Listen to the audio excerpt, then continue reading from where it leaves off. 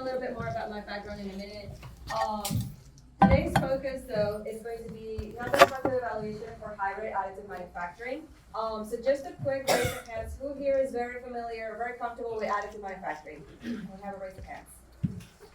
All right. Okay. We'll work on our confidence. All right. Second raise of hands. Who here is familiar with hybrid manufacturing? Who here has heard the term before? Hybrid manufacturing. We got one person, maybe a couple. All right. Who here is familiar with non-destructive evaluation? Anybody's heard that before? Anybody's seen that applied before? You've seen this already. This is nothing new. Thank you. All right. Okay, so we have a little bit, but I'm giving you some background regardless, just some concept, language, things like that. But it's good to hear that at least, a good quarter of the room has heard one of these three things before, because we're going to be talking about the intersection of all of these things. All right. If it wants to move ahead. No. Why?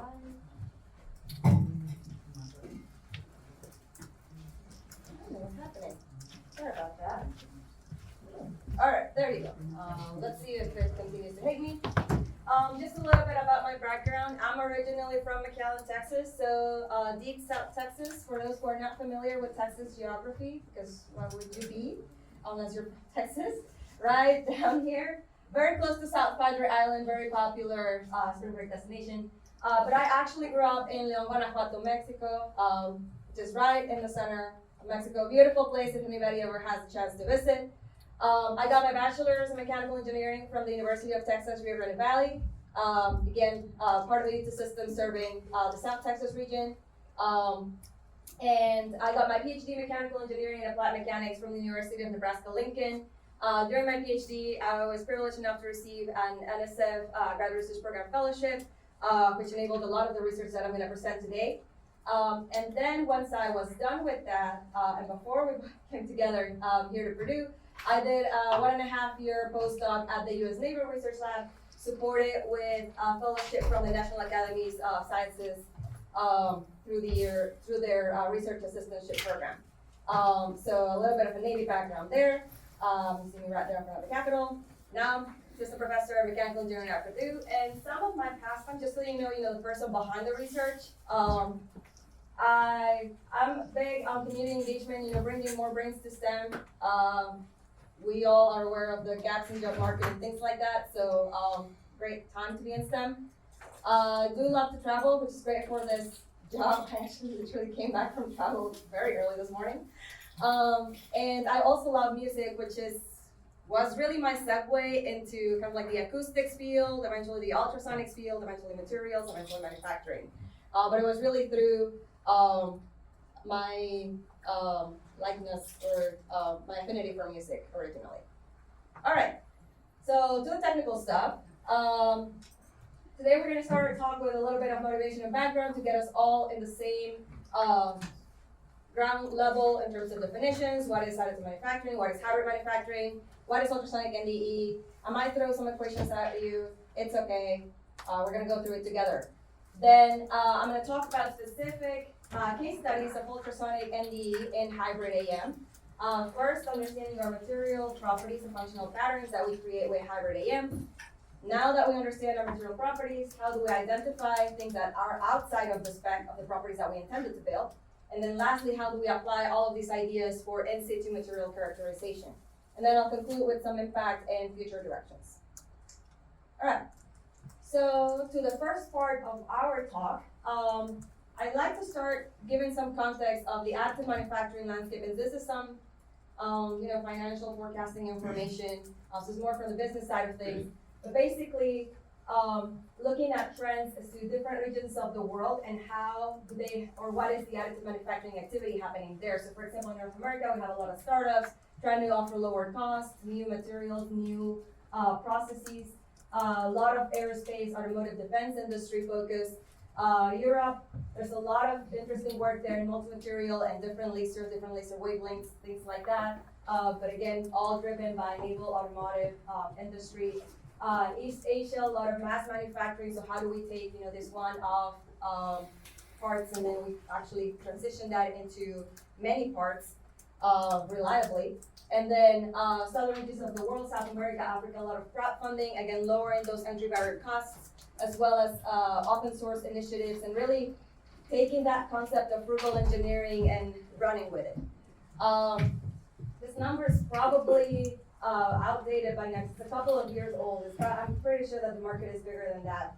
Our macro projections are larger than that, especially because we're starting to talk about incorporating these ideas into remote environments, into space environments, and things like that. And if you take that into consideration, the funding there really shoots up exponentially.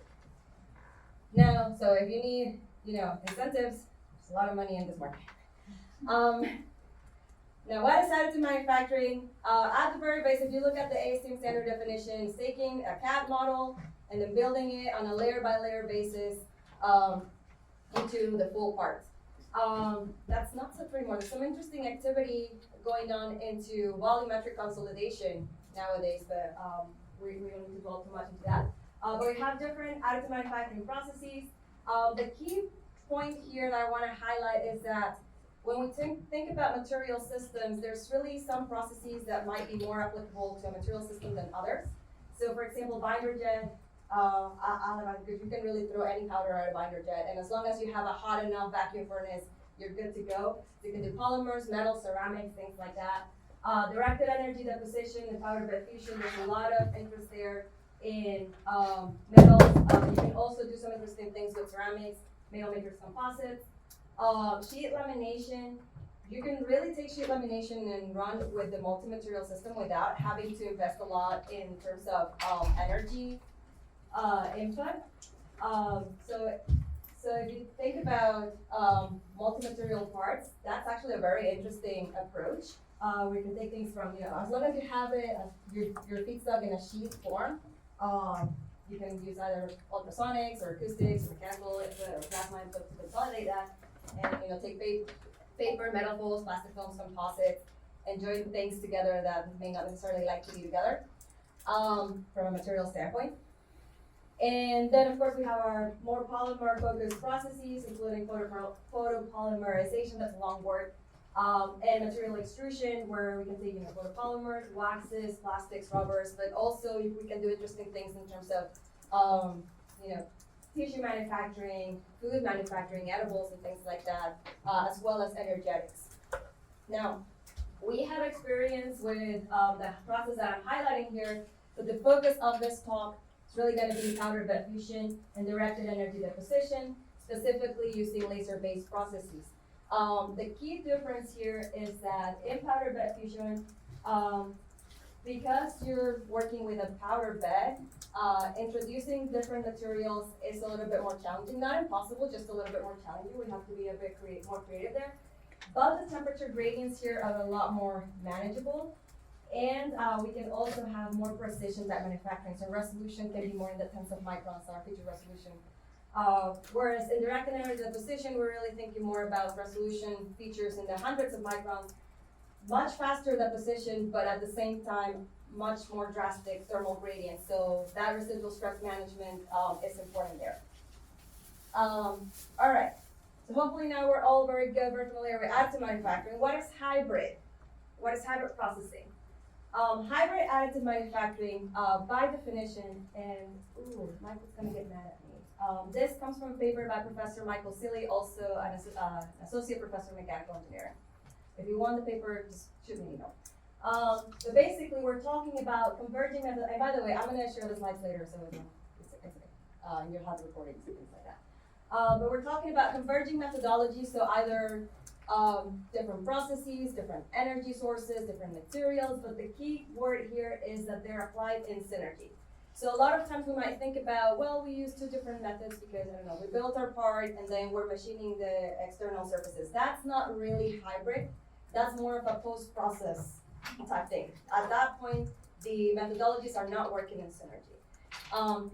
When we're thinking about hybrid, this really has to be happening either on a cyclical basis or at the same time as we're building our part, such that we have an impact on our part properties. So the idea here is we're not only printing the material, we're not only printing the geometry, we're printing the mechanical properties of the parts. And we can do this in 3 different approaches. We can have hybrid machines that incorporate multiple processes in the same manufacturing platform. We can have hybrid materials, and we talked about multi-material systems, how do we do different materials together and things like that. And again, hybrid processing, where we may have just the same material system, but by some clever engineering of the way in which we apply our different energy sources or different processes on a cyclical basis or at the same time, we can get a gradient of material properties from the same material by modifying the residual stress profile or the microstructure and so forth and so on. All right, why do we care about this? I'm sure, most of us have heard about this by now, but really, additive and hybrid have a lot of promises in terms of our ability to build complex shapes. We're not limited by batch size, so we can printing 1 part and printing 100 part. That entry level cost does not change. We can reduce assembly steps and vary the size again, and reduce the cost associated with that. We can change the material of our parts. If we want to make a part in titanium today and in stainless steel tomorrow, it's okay. And again, that idea of having tailored material properties and printed material properties on our parts, as well as minimizing or completely eliminating waste, which we're working towards. Again, all of this is possible, but we're working towards it because we have challenges, mainly in terms of the repeatability of our process. So if I print 10 parts today, that's 1 batch, and I print 10 parts tomorrow, and that's another batch. I don't know if you've seen those kind of studies before, but we really get a very wide variety of the material properties and performance from those parts, even if we print them with the same machine, even if we print them from the same feedstock, because of the stochastic nature of these processes. Part integrity, again, how do we guarantee that what we printed was what we actually intended to print? And also quality control, so how do we think about quality control in terms of these parts? And all of that comes back to, I'm sure everybody's heard, or I hope everybody's heard this at some point before, that process structure property relationship cycle. So, the keyword here for AM and hybrid AM is heterogeneity.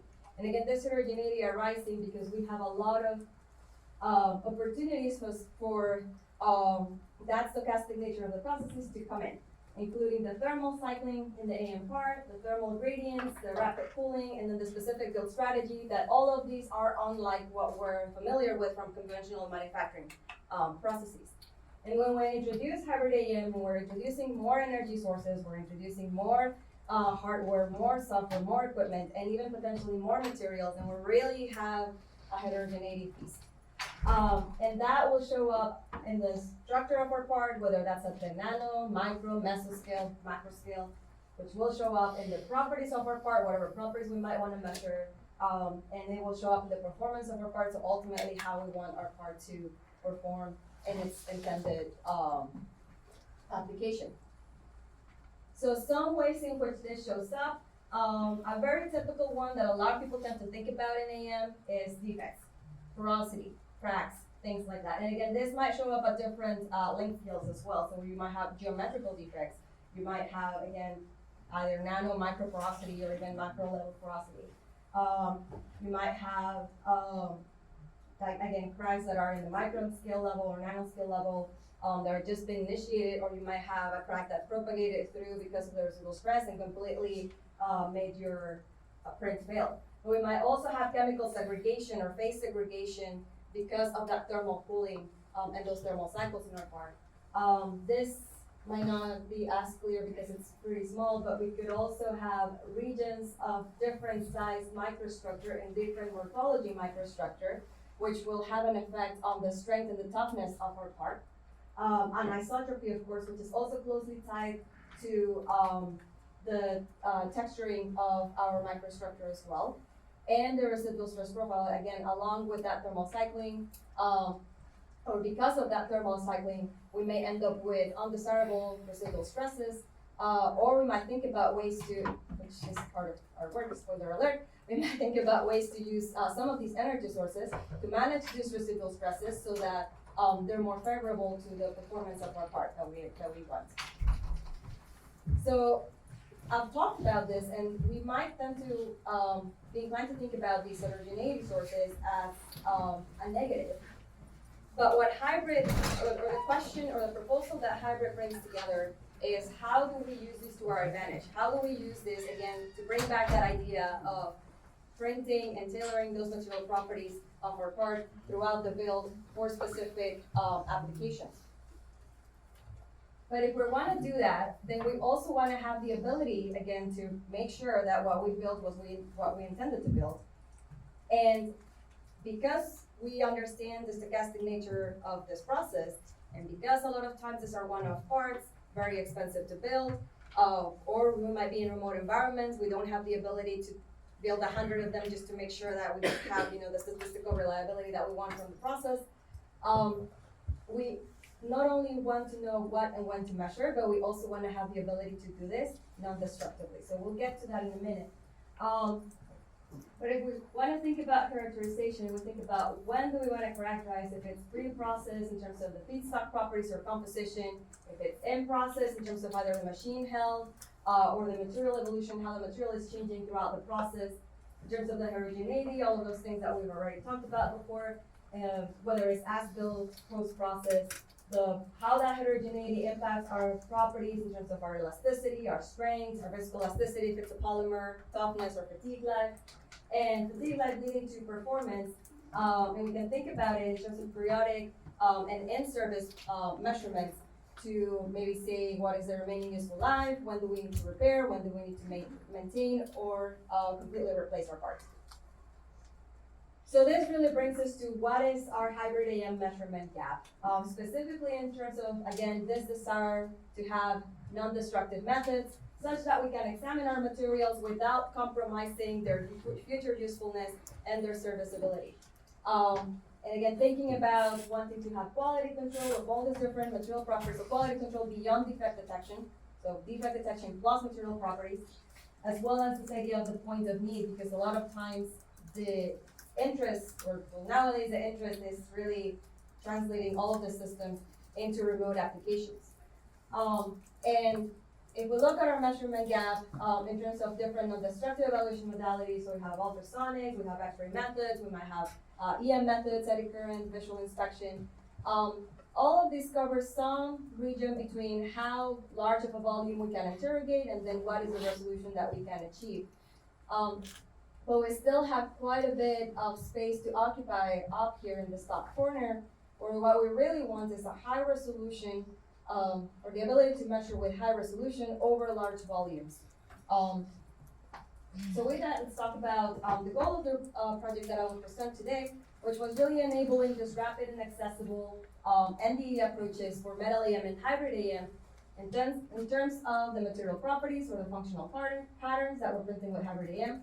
The variation in properties, so again, what are those out-of-spec regions, and our ability to monitor quality control in situ. All right, how are we doing? I've talked a lot. We're together. Okay. Ultrasonic NDE. So I'm just going to give you a crash course on ultrasonic NDE.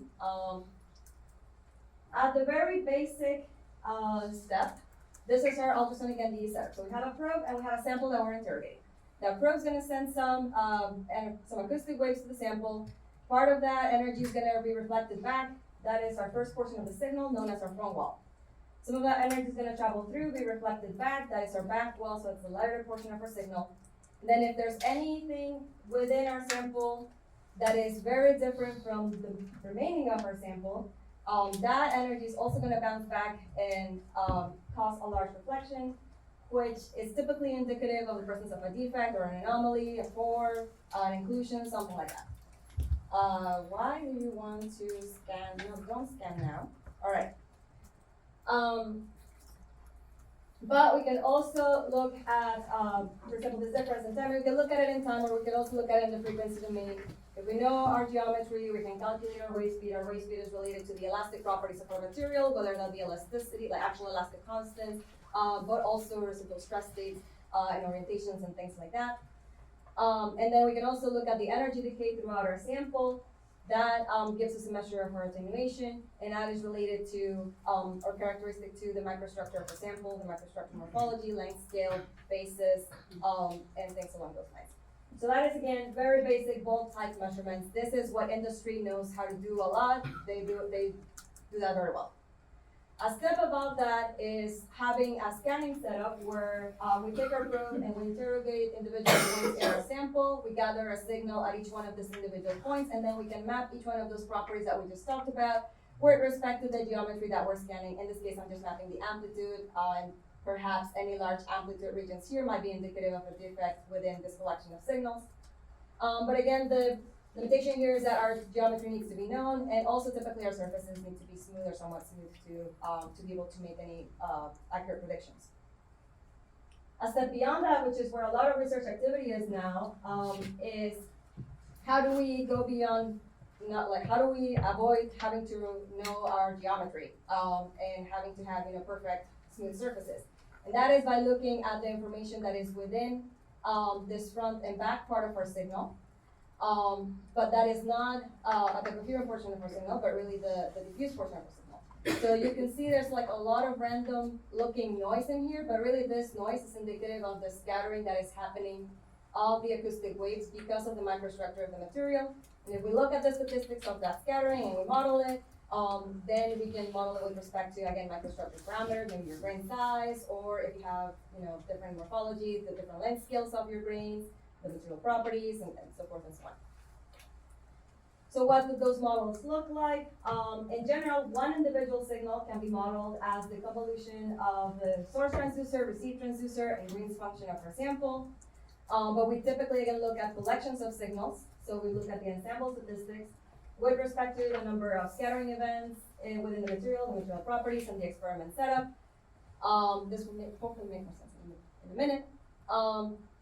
So we can have different models that basically increase in complexity depending on, again, how are we modeling our material, how are we modeling our measurement and support. So for example, at the very simple level, if we have only one probe and we're saying it's only scattering once in the material, and our microstructure is beautiful, equiaxed, random, then things are fine. But maybe if we have a little bit more complicated microstructure and we have more scattering events within the material, then we have to account for this in multiple ways. And so we have multiple terms that kind of look like this within these equations. And then we have a completely generalized setup where we might have different probes in space that are sending different kinds of waves, and equations start looking a little bit more funky. This is just the equations slide that makes me look really smart. But in general, all of these have a calibration parameter that allows us to work with voltages instead of pressures, which we like.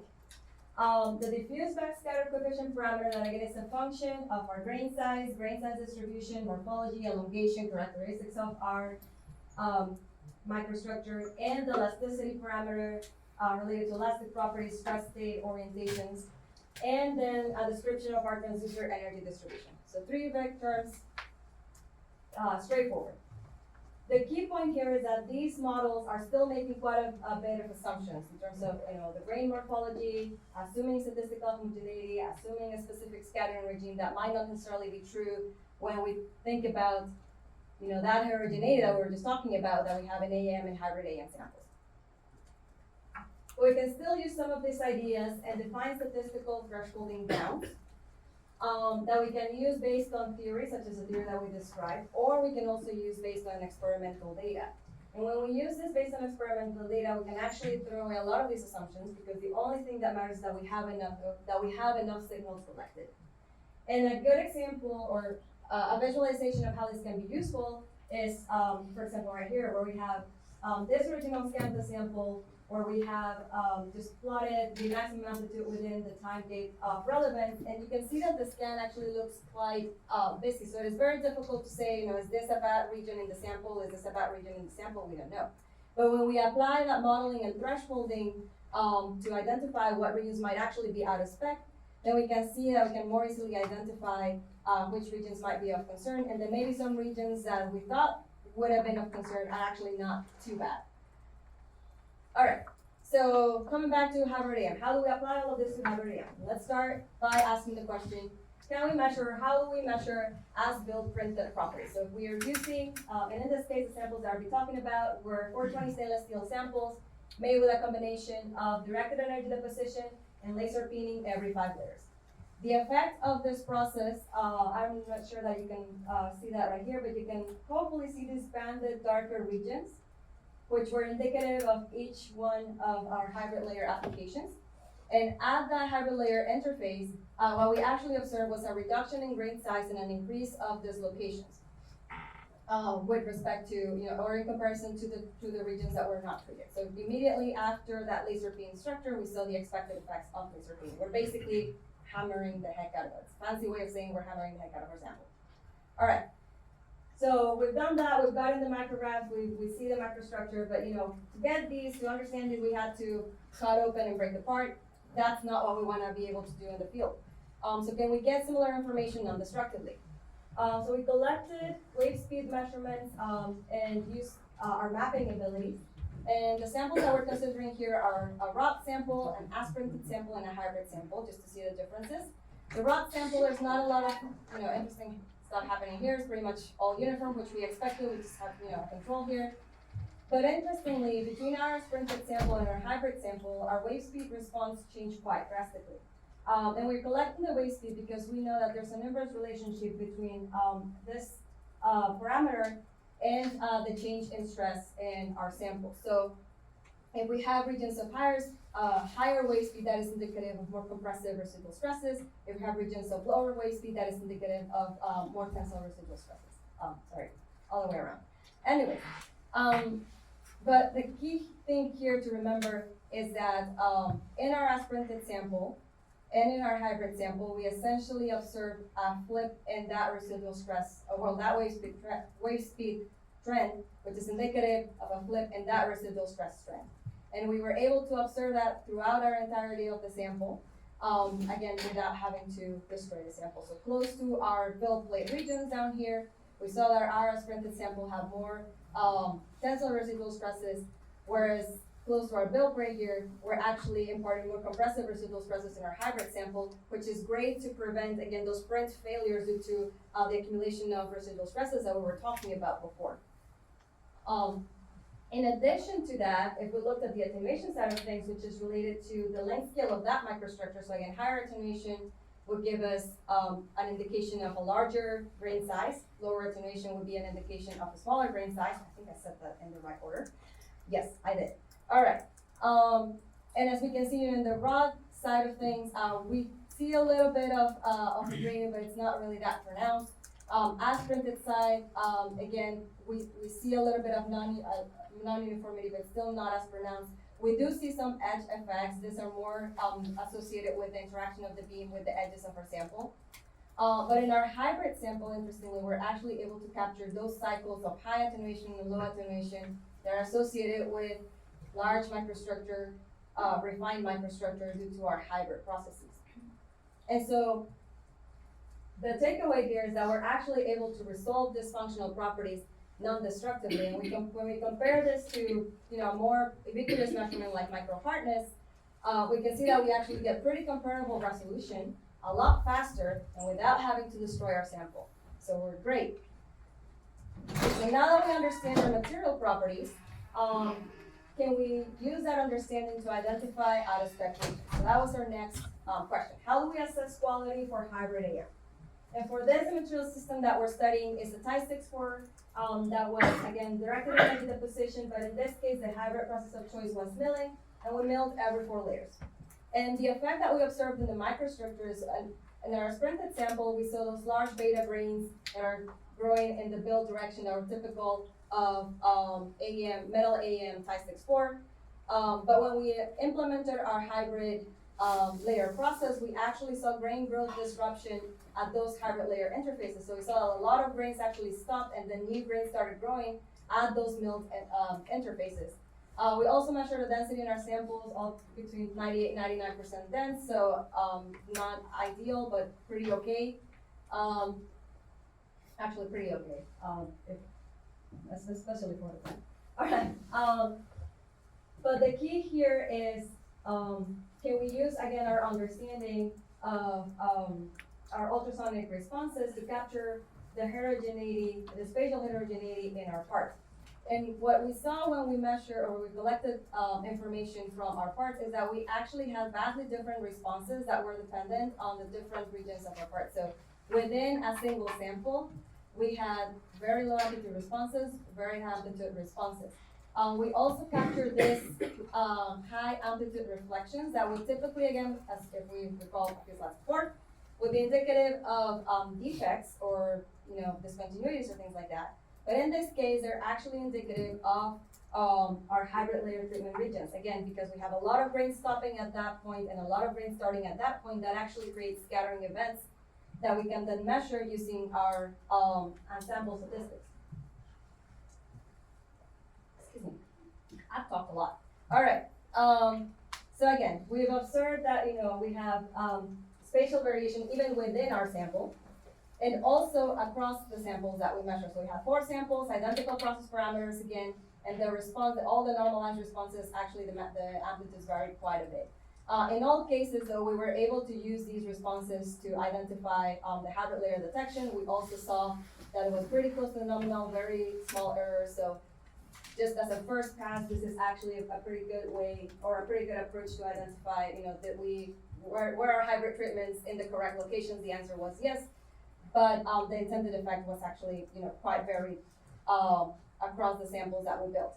So to study basically which samples might be more out of spec than others, we actually collected the sample statistics of the entire sample batch, and we used this entire sample batch profile as our basis for our thresholding. Recalling our baseline and thresholding methods before. And then we applied it across all of our parts, and so we are able to create maps of our out-of-spec regions for each one of our samples in their X and Y directions, and also along the build direction as shown in this map where the colors indicate the build height. And so we can see that we have a couple of samples that are pretty good, and there are one sample that looks pretty bad, and then one sample that's like, okay.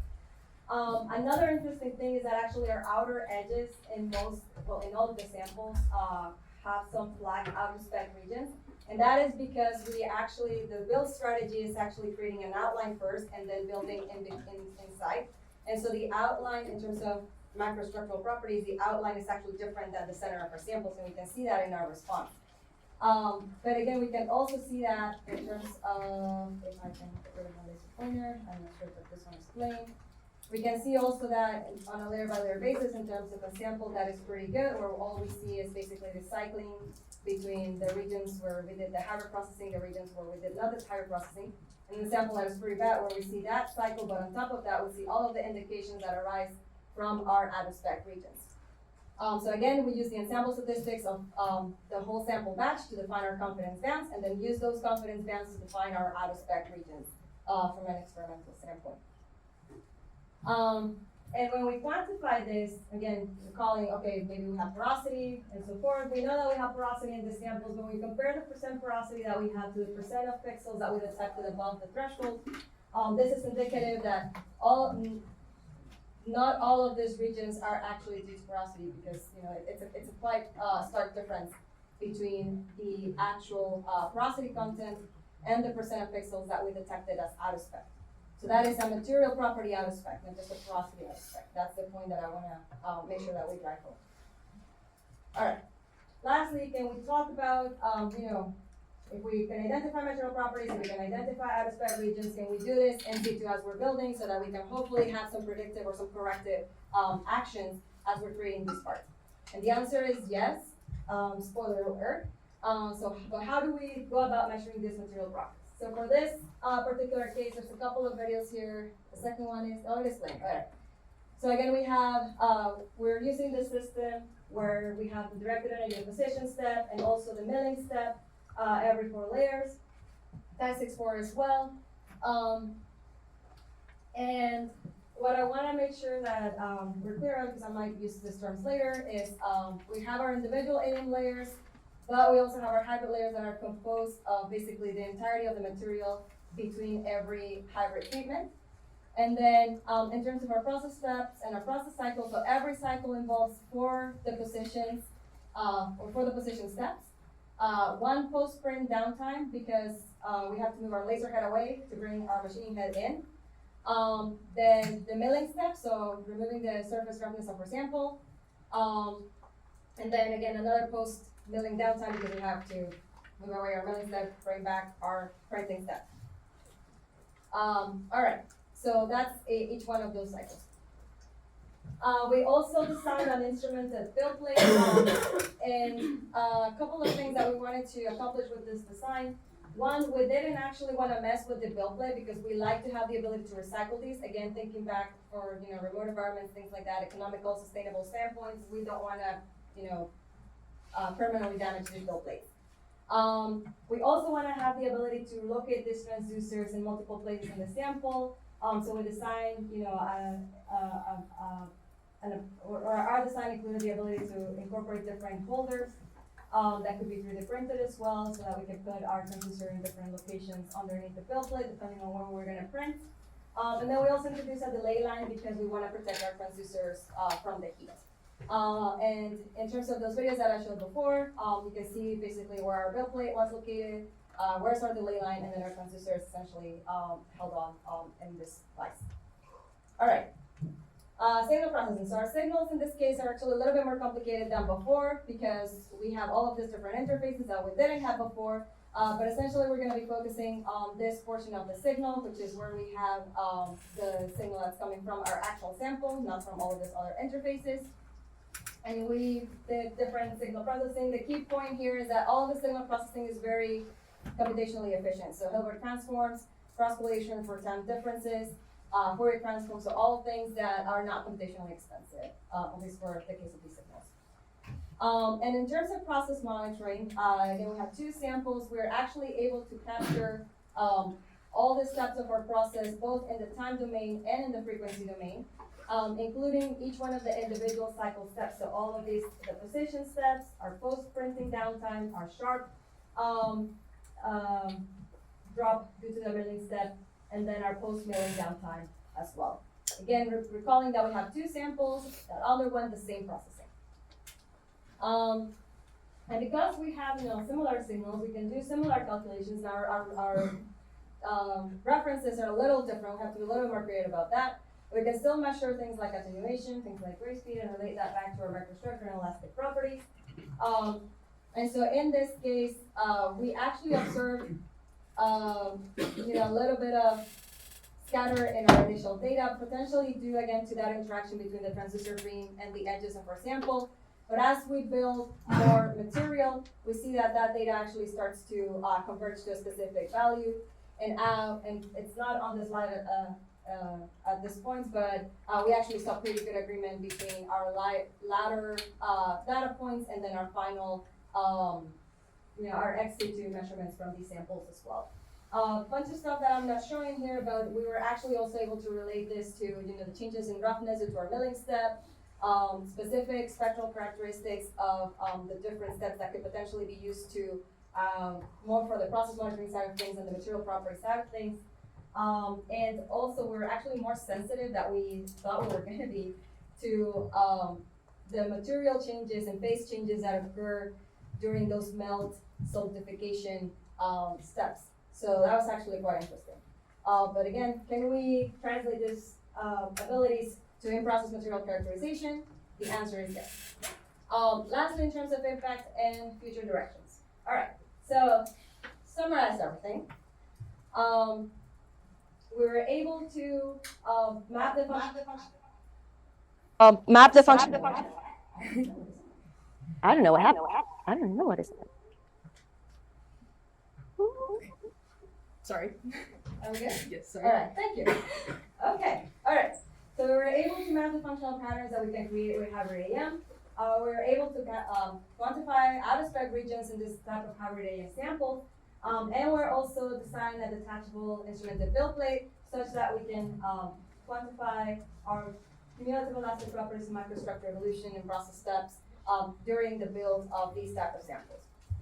But the question there, and I just came back from our workshop, so this question comes up quite a bit.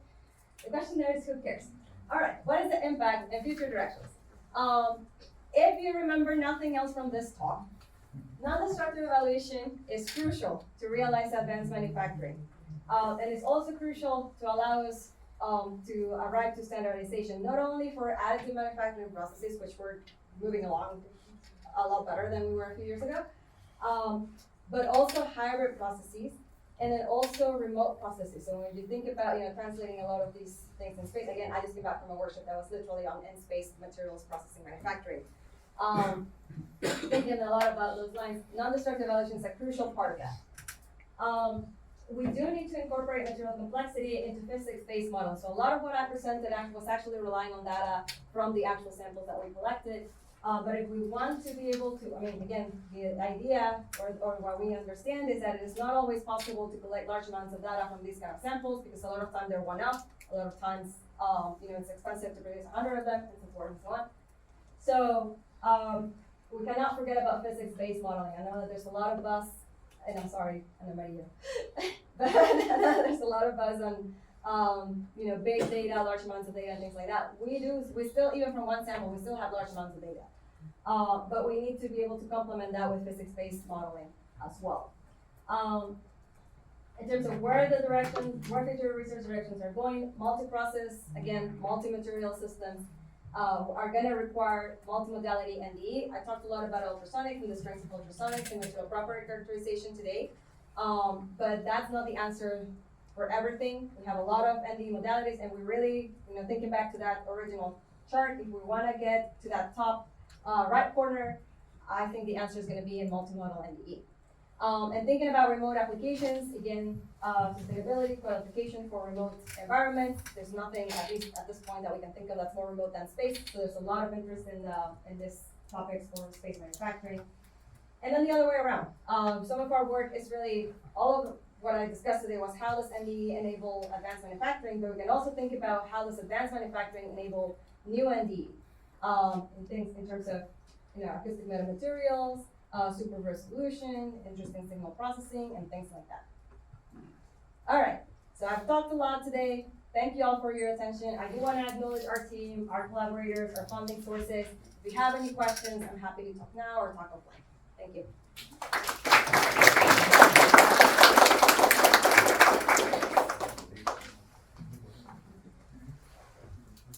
Yeah, question in the back. You spoke about using ultrasonics for the non-destructive process. How does resonance play a role in this whole thing, or? So there's a whole area that I did not talk about that is actually resonant ultrasound spectroscopy, and so there are a lot of application spaces there specifically for complex shapes. So one of the, again, I said every modality has strengths, every modality has drawbacks. One of the challenges for this kind of, or the ultrasonics that I presented is in very complex shapes, so things like lattice structures and things like that. But if you have a lattice structure, you can understand the expected resonance responses, you can use resonant ultrasound spectroscopy as a non-destructive evaluation approach for that type. So yes, there's certainly, if thinking about resonance, it's not a hindrance, it can actually be an advantage. Yeah, thanks for that question. Anything else? Any other questions? Yes. So other than ultrasonic, what are the methods of ND being applied right now? So in AM in particular, I think the gold standard, or what everybody validates against, is X-ray CT or micro CT. If you do use micro CT, think especially if you have samples that have different bases or different materials, like if you have, samples that have composites and things like that, think very closely about how you're thresholding your XCT data. Because a lot of people just take their XCT data and trust the whatever software thresholding. That might not actually be true 100% of the time. So you might actually miss really important information if you're just trusting the software that came with the machine. But yeah, X-ray CT tends to be the gold standard in terms of identifying porosity or different inclusions or different materials in the sample. Ultrasonics gives you again information of mechanical properties, microstructure. Eddy current can also give you information on those type of properties, but more at a surface level. There's other electromagnetic methods like X-ray synchrotron and things like that. There's visual methods. and thermal methods as well. So I try to summarize all of that in that chart and you'll get the slides. So hopefully if you're more interested, I'm also happy to share some review papers on that as well. Yeah. Any other questions? Yeah. So it's a more general one. So Yeah, that's all. when you were walking us through what you've done, you said that at least there is no computational challenges when it comes to computing certain values, right? And the research that you've done. But at the end, you said that there is a need for physics-informed modeling. From all the four aspects that you talked about when it comes to additive manufacturing in the last slide, do you see anything where computational challenges could arise in terms of like having to deal with like a lot of data or large scale models? Yes. So if we are and I did not talk about that a lot, but if we want to use the if we want to use I had a slide where I had the description of the different analytical models. As we increase in complexity and we incorporate some of that originating into that type of physics-based modeling, those models and the version of those models is actually computationally expensive. So I think that's where there's an opportunity. I hope I'm answering your question, but I think that's where the opportunity for physics-based complemented and machine learning, if that makes sense, where we use some of the data that we've collected along some of our physics-based information so that we can save some of the computation. And yeah, it can take, some of those can take a while. So there are variations that Yeah. have models with certain data that Yes. needs to Yeah.